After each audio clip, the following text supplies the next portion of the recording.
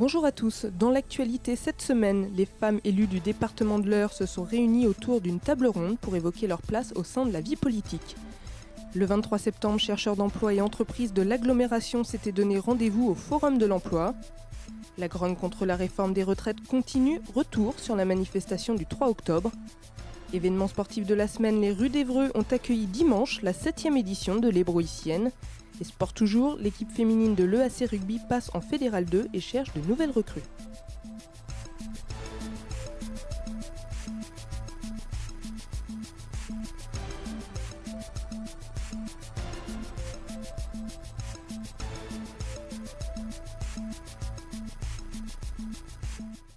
Pas moins de 200 femmes s'étaient donné rendez-vous le 3 octobre au Conseil général de l'Eure. Toutes élues du département, elles ont évoqué ensemble la place de la femme au sein de la vie politique. Pour moi, les femmes, quand elles prennent des responsabilités, ont toute leur place.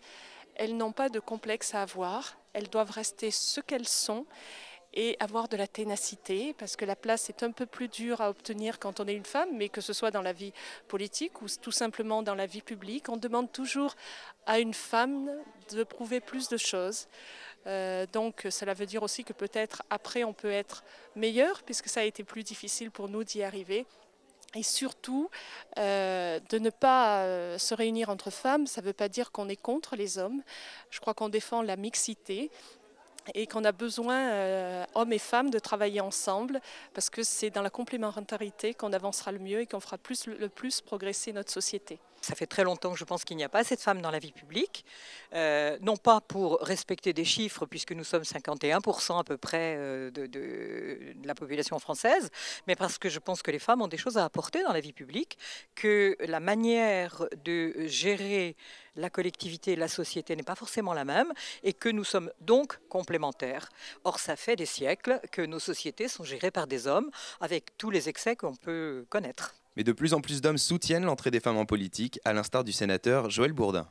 Ce genre de réunion me rassure, parce que ça signifie que les femmes en veulent. La femme a un rôle à jouer, c'est vrai, mais il ne faut pas qu'elle n'attende tout des modifications des lois, des textes. Elles doivent pouvoir arriver sans trop de contraintes, c'est-à-dire en s'engageant un peu plus. Que je n'ai pas de reproche à faire aux femmes. Mais je leur ai dit d'ailleurs, il faut avoir un peu de niaque quand même. Quand on veut progresser dans le monde politique, qui est un monde assez rude, il faut y aller, bien sûr, avec conviction, avec détermination. Et puis voilà, hein, il faut savoir ce qu'on veut. Donc je m'aperçois que le vivier des femmes s'accroît, hein, mais il manque encore un tout petit peu de détermination dans l'affirmation des objectifs. Le nombre de femmes élues est en constante augmentation. Cette réunion a prouvé qu'elles ont tout à fait leur place sur le devant de la scène politique. Nouvelle mobilisation samedi 3 octobre contre la réforme des retraites. Malgré la pluie, ils étaient nombreux à répondre à l'appel des syndicats. 6 000 d'après eux, 3 000 selon la police. A signalé le manque de mobilisation des étudiants, pourtant appelés à manifester par l'UNEF. Mais à côté de cela, les familles étaient bel et bien présentes et en nombre. Une prochaine journée de mobilisation est prévue le 12 octobre. La halle des expositions d'Évreux a accueilli le 23 septembre le Forum de l'emploi. Organisé par la Maison de l'Emploi avec le concours du Grand Évreux Agglomération, l'objectif de cette journée était double. C'est de faire en sorte que des demandeurs d'emploi inscrits à Pôle emploi rencontrent des entreprises et se fassent embaucher. Et c'est également d'aider les entreprises à trouver la main-d'œuvre dont ils ont besoin.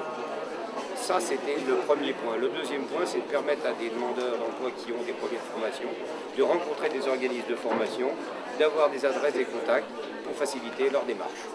Les visiteurs, majoritairement inscrits au Pôle emploi, ont été nombreux à répondre à l'invitation. Le public, c'est celui qui est inscrit chez nous, puisque c'est nous qui avons organisé les invitations.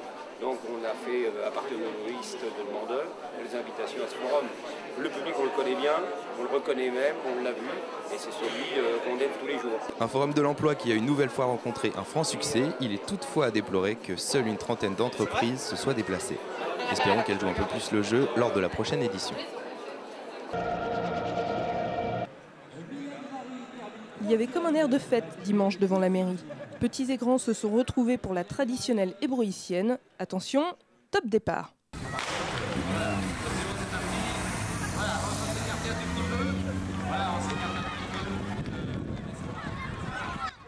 2, 5 ou 10 km, il y en avait pour tous les goûts et tous les niveaux. Environ 700 coureurs ont répondu présent à l'appel de l'EAC Athlétisme. Il y a plusieurs objectifs, on va dire. Il y a l'objectif du club, c'est d'abord d'organiser une course qualificative avec de bons niveaux, entre guillemets, avec une course qui est mesurée et qui est valable pour les qualifications au championnat de France. Ça, c'est l'objectif, disons, pas principal, mais important sportif. Mais au-delà de ce problème sportif, l'objectif c'est aussi avec la ville, c'est d'animer un peu le centre-ville et de proposer aux personnes de vivre le centre-ville en courant.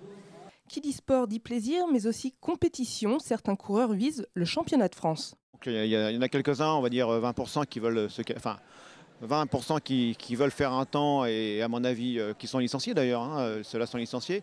Les autres viennent juste voir ce que ça donne sur un 10 km et peut-être que c'est une préparation pour le marathon de Val-de-Reuil plus tard dans 15 jours.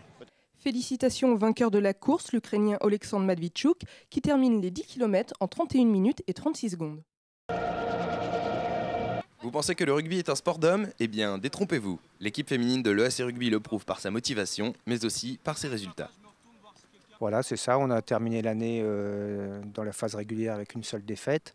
On finit première ex aequo et donc ce qui nous donne, on est arrivé jusqu'en 8e de finale du championnat de France, qui nous donne le droit d'accéder à la Fédérale 2. Donc en Fédérale 3, on joue à 12 sur le terrain et donc cette année, on va intégrer le vrai rugby à 15 et donc il faut être minimum 16 tous les dimanches. C'est un sport qui est un petit peu difficile, c'est un sport de contact, c'est un sport de combat collectif et effectivement, c'est pas un sport vers lequel se tournent naturellement les filles.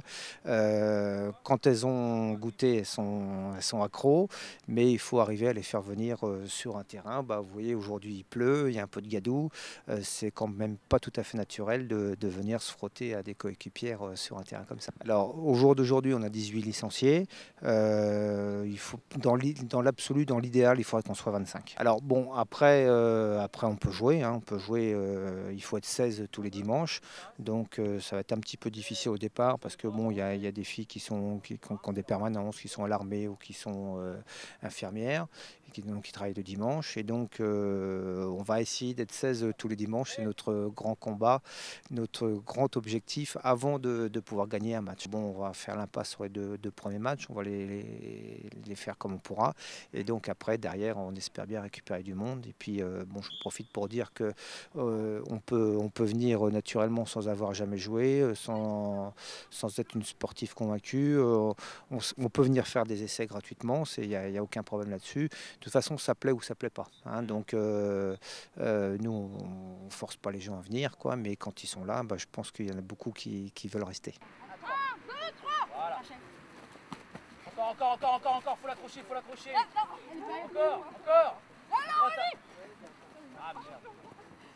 Ah, dommage, t'es bien décalé. Donc je fais du rugby depuis 4 ans.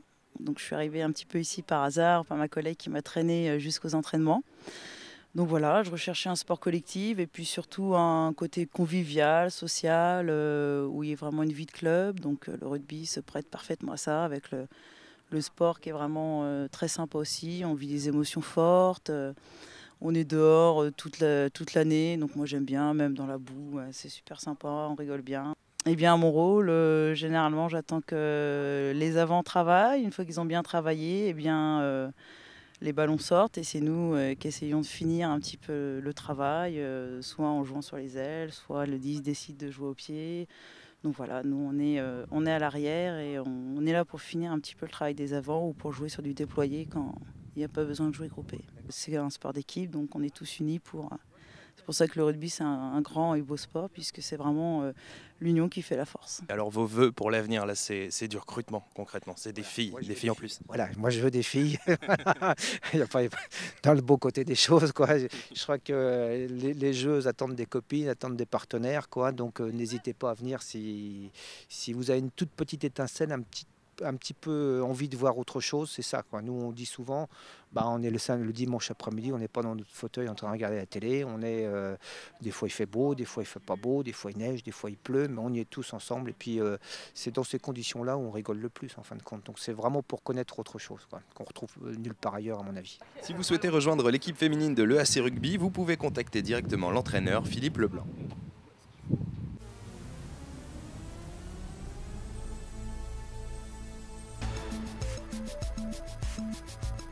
Merci de nous avoir suivis. Nous vous donnons rendez-vous pour la prochaine édition le jeudi 21 octobre.